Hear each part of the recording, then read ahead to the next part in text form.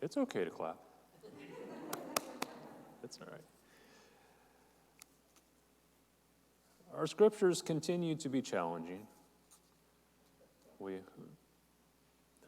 guess that's just the way faith is sometimes. Today, maybe not everybody sees this one as challenging, but I find it challenging. Out of the 8th chapter of Mark, Jesus went on with his disciples to the villages of Caesarea Philippi. And on the way, he asked his disciples, "Who do people say that I am?" And they answered him, "John the Baptist, and others Elijah, and still others one of the prophets." He asked them, "But who do you say that I am?" Peter answered him, "You are the Messiah." And he sternly ordered them not to tell anyone about him. Then he began to teach them that the Son of Man must undergo great suffering and be rejected by the elders, the chief priests, and the scribes, and be killed, and after 3 days rise again. And he said all this quite openly. And Peter took him aside and began to rebuke him. But turning and looking at his disciples, he rebuked Peter and said, "Get behind me, Satan, for you are setting your mind not on divine things, but on human things." He called the crowd with his disciples and said to them, "If anyone to become my followers, let them deny themselves and take up their cross and follow me. For those who want to save their life will lose it. And those who lose their life for my sake and for the sake of the gospel will save it. For what will it profit them to gain the whole world and forfeit their life? Indeed, what can they give in return for their life? Those who are ashamed of me and of my words in this adulterous and sinful generation, of them the Son of Man will also be ashamed when he comes in his glory, in the glory of his Father, with the holy angels." And this is the good news for God's people. This point in Mark is a point of transition. We've had the introduction of Jesus and his ministry, and he's gone around to the different places, and they've had the healings, they had the teachings, and the people are starting to know who he is and following him. But at this point, we have a transition from that general ministry towards that journey to the cross, that moment of crucifixion, which all of this leads to. Now, this particular journey that they're on isn't quite leading in the direction of Jerusalem where it all will end. He's going to Caesarea Philippi, but they are changing the tone of the story, changing the direction of the narrative that we hear. This turning point in Mark is somewhat representative of the turning point in history that they were about to experience. Now, Mark's community was going through this transition, this time in which they were previously living in the old world, and now they're living in the new world. And you and I know this as the time before Christ and the time of the year of our Lord, Anno Domini. And so we have a transition in history, and this transition in the story is somewhat representative of that transition. For before this time, there was a certain way of thinking, and Jesus introduces a new way of thinking in which things are going to change. We're still working towards that change. We're still realizing the fulfillment of the ministry of Christ here on this earth. We're still transforming our understanding of who we are as people of God, understanding our understanding of who Christ is still being transformed. It's not completely understood at this moment what it means to say that Jesus is the Christ. But we're moving to a deeper clarity. So they are walking towards the town of Caesarea Philippi, and this is in the opposite direction of Jerusalem. They've been in the community of Bethsaida, which is in the northern part of the Sea of Galilee, but they're heading north to this other town, which is further away from Jerusalem, both geographically in distance, but also further away from Jerusalem in the kind of community that it is. Because this is the location, has been historically the location in which people would make a pilgrimage to worship the god Pan. And so this is a very pagan place. It's not a center of Jewish life. It's a center of people who have come to worship the pagan god of Pan. It's also representative of that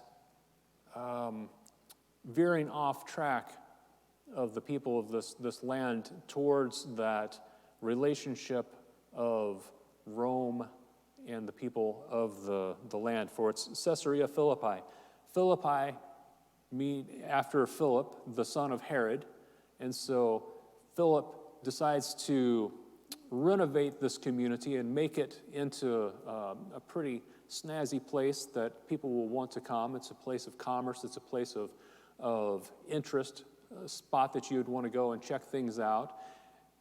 And Philip wants to be in good relationship with the emperor, and so he names it Caesarea Philippi after Caesar Augustus. So in order to distinguish it from Caesarea, the community that lies on the coast, he includes his own name in there to distinguish it from the other Caesarea. This also helps to remind all the people who did the funding, who brought all this great city life together. And so at the same time, Philip is recognizing himself. He is also putting Caesar first. And so we have this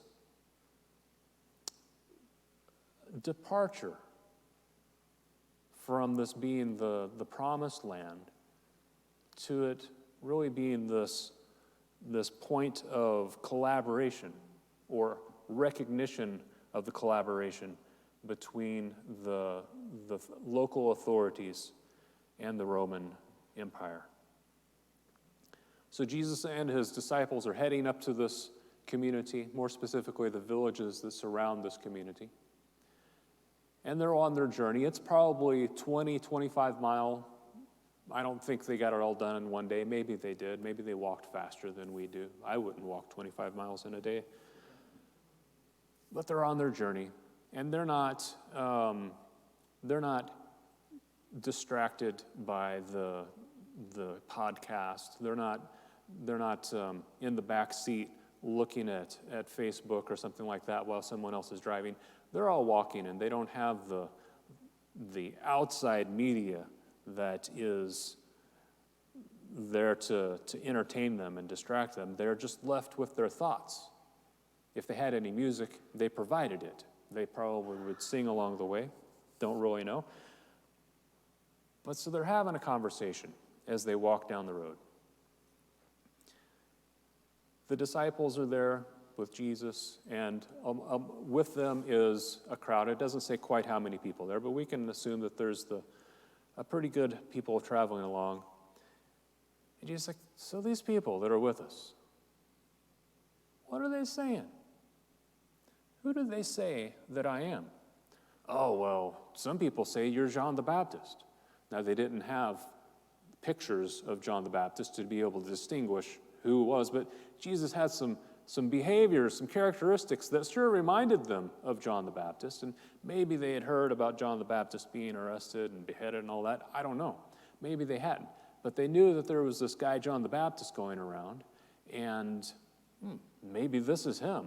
He sure sounds like a person that's talking like John the Baptist would talk. Some people say, you're Elijah. Well, who was Elijah?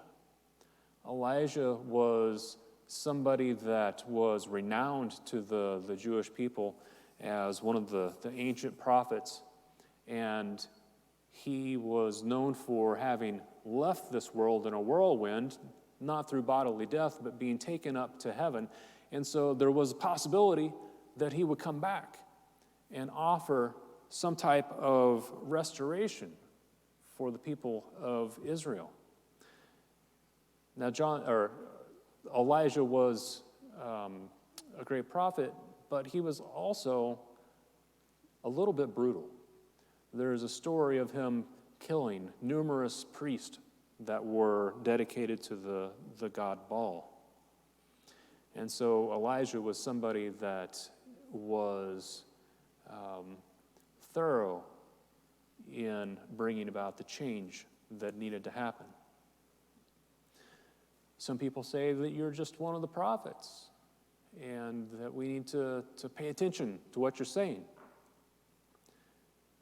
So they heard sort of a smattering of different ideas of who this Jesus of Nazareth really was. You guys know me better than all of them. We've spent quite a bit of time together. Who do you say that I am? And Peter responds, you are the Messiah, the anointed one, the Christ. Messiah being the Hebrew word, Christ being the Greek word, both meaning the anointed one. There was an expectation that the Messiah would come and would push out through military action all of those people who were occupying the land. The Messiah was the one who would restore Israel to its status as an independent sovereign kingdom. The Messiah was the one who was going to reestablish the true way of being in relationship with God, and all the people of the world would see the glory that Israel had and turn towards the God of Israel. Don't tell anybody that. Why would you not want to tell anybody that Jesus is the Messiah, the one that's going to restore Israel, the one who's going to kick these Romans out? It may be that Jesus wasn't the Messiah that people were expecting. And Jesus understood that if he gets this label of Messiah put upon him, people will have the wrong idea about his true calling. Because he wasn't there to lead a revolution through military might. He wasn't there to kill all those who were imposing their will upon the people. He wasn't there to be a warrior. This is that transition of that old idea of Messiah to what the new idea of Messiah that you and I know as the Christ.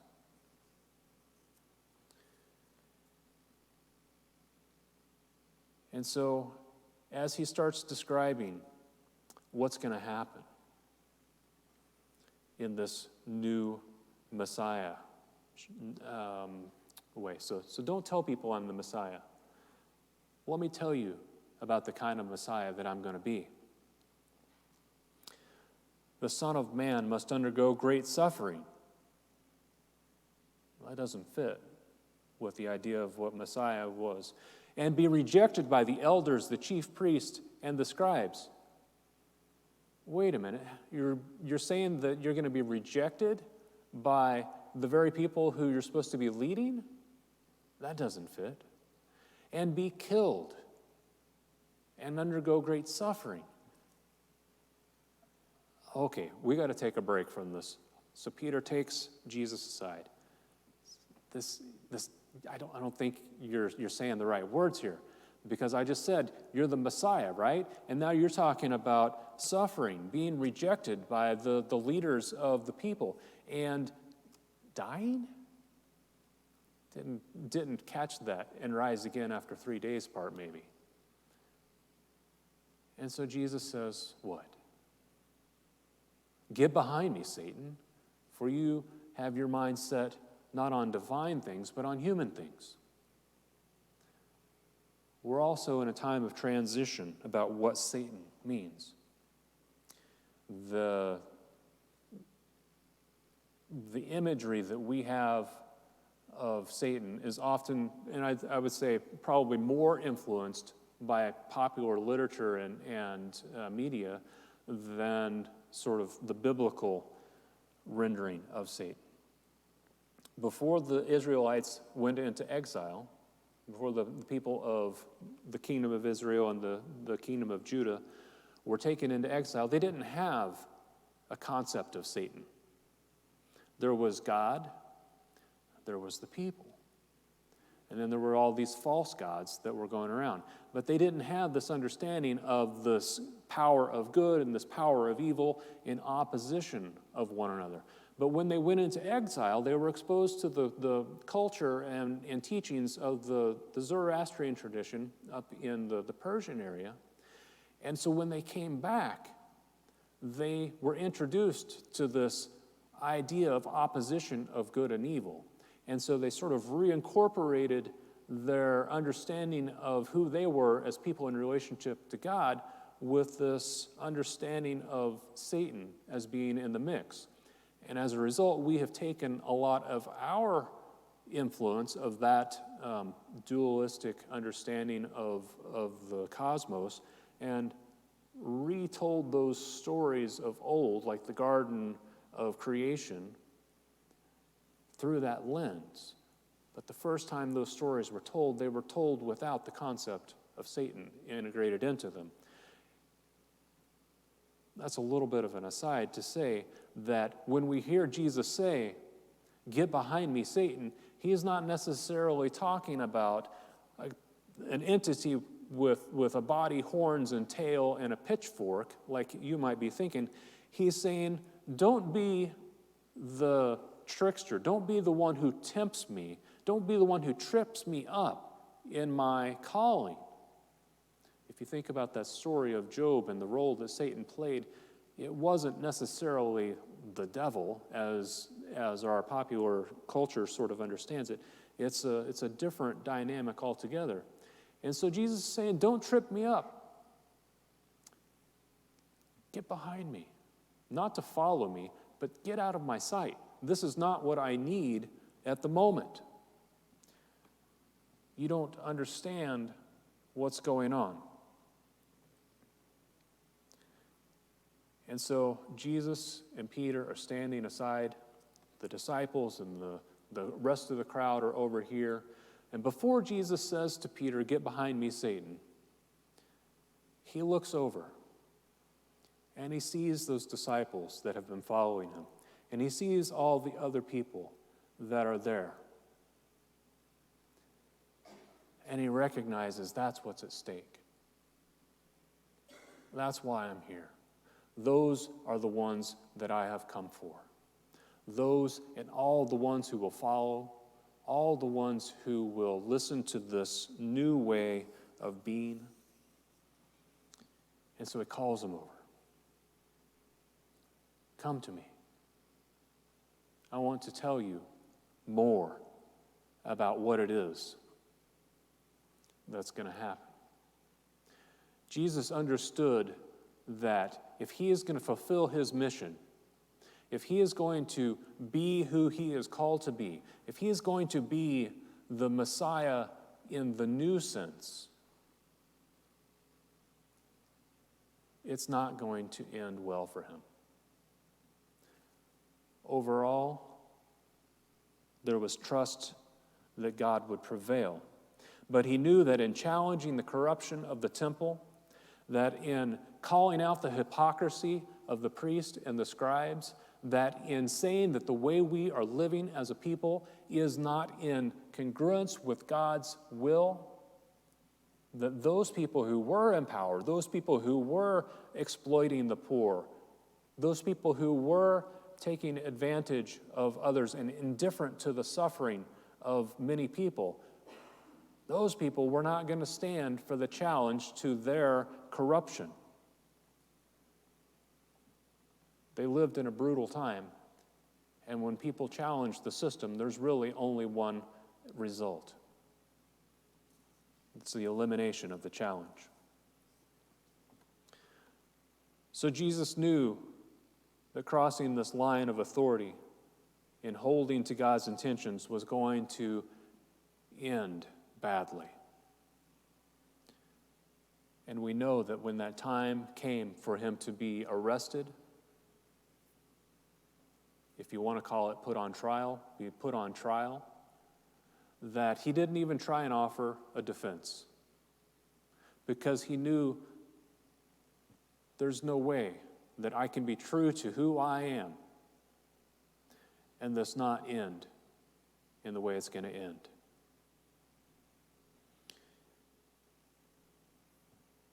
But we know that even when humanity was at its worst, when humanity disregarded the words of wisdom, the love and the compassion, the stories of healing, that when humanity looked out for its own selfish interest and crucified a man who was offering newness of life,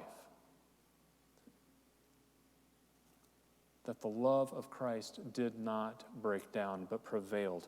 And from that moment to this moment, we're in a continuing cycle of seeing where when the love of Christ comes up against the challenges of selfishness and indifference to suffering, that love persists, that love prevails.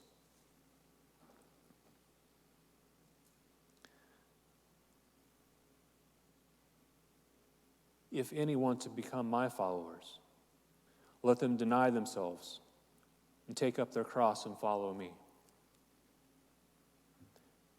It wasn't just one person that was expected to stand up and change everything.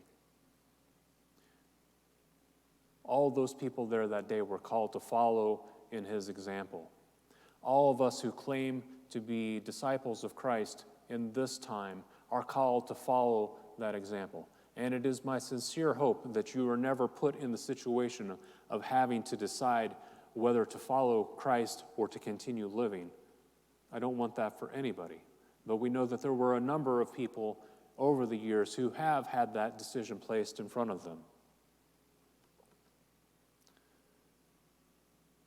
We all have our burdens to bear. We all have our cross to bear.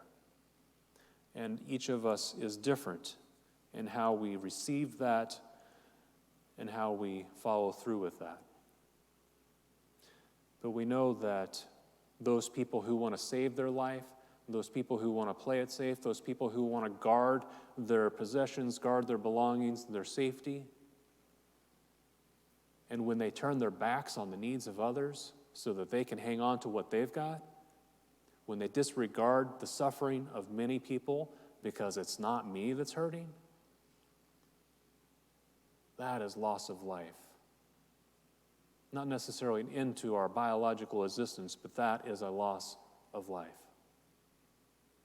But those who are willing to let go of the comforts that they enjoy, those who are willing to be inconvenienced for the sake of another, those who are willing to let go and give of their life, they find new life.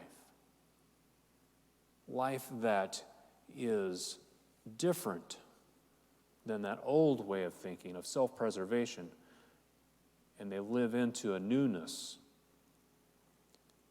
of love, of compassion, of community. And so we're all called to bear our cross. And Jesus continues, those who are ashamed of me and of my words in this adulterous and sinful generation, those people who don't live up to the challenge, those people who do not continue on with the solidarity of the oppressed, of them the Son of Man will also be ashamed when he comes in his glory of his Father with the holy angels. Now again, we're in a time in which there is some expectation that the return of Christ is imminent, and it's going to be in this apocalyptic fashion that's described in the 7th chapter of Daniel. That is where we get this term Son of Man from. We always talk about Jesus being the Son of God, but oftentimes our scriptures tell us that it's the Son of Man, as if a Son of Man is the expression that's used in Daniel. And it's to say that this one who comes in the clouds appears and it looks like a man, but we know that it's really divine. And so this title, Son of Man, is saying this is somebody that looks like you and me, but there's so much more. So much more. I want to encourage you to move beyond that imagery of a future in which Christ comes in on the rolling clouds and an army of angels comes down, and we have the story of Armageddon. And recognize that there is a presence of Christ in this world each and every day. Christ is here now, and it is in the form of the church and the body of Christ. And so we have a realized eschatology, as it is called. We have this moment each and every day in which the kingdom or the kingdom of God is realized in this moment. And if we allow our fear, if we allow our greed, if we allow our indifference to the suffering of others to take precedence over our calling to bear our cross, then we miss out on that realization of God's love here in this time. So when we miss the mark, when we're callous, when we are indifferent, when we are selfish, don't expect the church to congratulate you on your decision. That goes for us as individuals, and it goes for us as a community. It goes for us as a nation.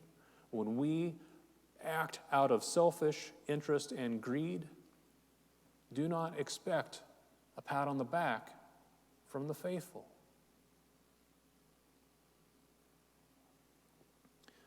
Expect redirection. Expect an opportunity to try again. Expect an opportunity to mend the relationships which have been broken. We tried killing our enemies for 20 years. It didn't work. It never works.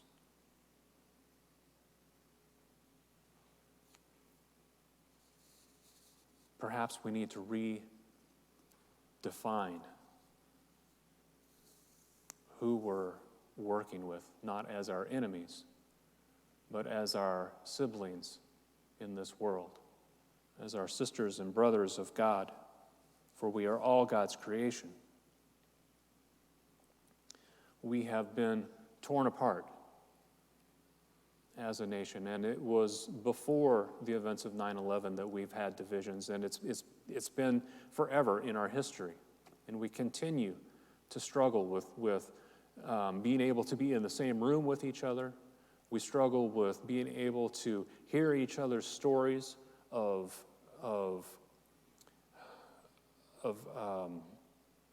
hurt, of shame. We lash out at each other, and we are indifferent to the suffering of so many people throughout the world. And we mourn because we know that is not what we are called to be.